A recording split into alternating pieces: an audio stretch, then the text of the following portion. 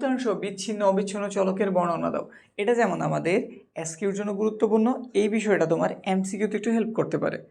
আমাদের এমন অনেক জটিল প্রশ্ন দিয়ে দেয়, দেখতে খুব জটিল মনে হয় বা উদ্ভট মনে হয়, কিন্তু এইটুক জানা থাকলে তোমার ইজি লাগবে।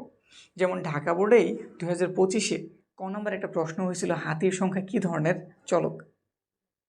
এটা আবার কেমন প্রশ্ন, পরিসংখ্যানে এটা কেমন প্রশ্ন এসে বললো। এইখানে মূলত যদি তুমি এই জিনিসটা জানা থাকতো, তুমি ইজিলি বলতে পারতা ওটা কি বিচ্ছিন্ন চলক নাকি অবিচ্ছিন্ন চলক। তো একটু বিষয়টা জানি, বিচ্ছিন্ন চলক জিনিসটা কি।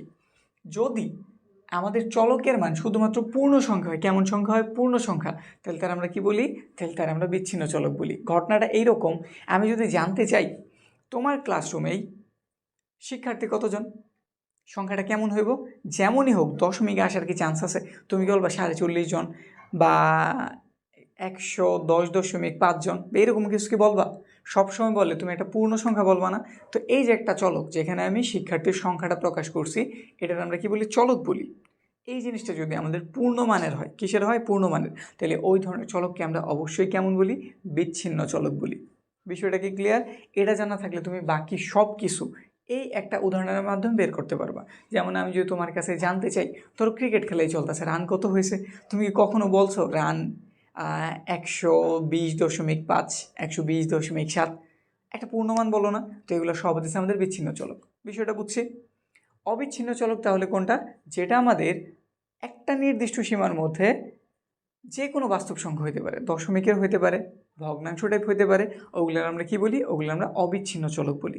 যেমন ধরো আমি যদি জানতে তোমার উচ্চতা কত, ধরো তুমি উচ্চতা তোমার ফুটে বলতে আসো, তাহলে কত বলবা, ধরো 5 ফুট 5 ইঞ্চি নাকি এরকম কিছু না। এই যে 5.5 ফুট যে বললাম, ভাঙ্গের কি যেটাই বলো, দশমিকে প্রকাশ করা যায় না।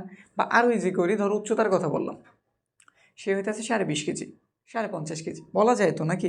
তো যেগুলোর আমরা দশমিকে প্রকাশ করতে পারি, ওগুলোর আমরা কি বলি, অবিচ্ছিন্ন চলক বলি। বিষয় কি ক্লিয়ার? তো সংজ্ঞা আকারে যদি লিখতে বলে জাস্ট এইটুকু লিখে দিবা, বিচ্ছিন্ন চলক যে সকল চলকের মান শুধুমাত্র পূর্ণ সংখ্যা হয় সেগুলোকে বিচ্ছিন্ন চলক বলে। শুধুমাত্র পূর্ণ সংখ্যা, যেমন শ্রেণী সংখ্যা। আমরা এই যে এগুলো করতে গেলে শ্রেণী সংখ্যা বের করি না, আমাদের একটা অবিন্যস্ত মান দিয়ে দিছে, পরিসর বের করে ভাগ করি, মানে ঘর কয়টা হইব, ওইটা তো আমরা শ্রেণী সংখ্যা বলি। ওইটা কি কখনো দশমিকের বের হয়, হয় না কিন্তু। তো এটা হচ্ছে আমাদের কি একটা বিচ্ছিন্ন চলক। অবিচ্ছিন্ন চলক কারে বলে, একটা নির্দিষ্ট সীমার মধ্যে সংখ্যাটা বলি, একটা নির্দিষ্ট সীমার অন্তর্গত চলকের বাস্তব মানকে অবিচ্ছিন্ন চলক বলে।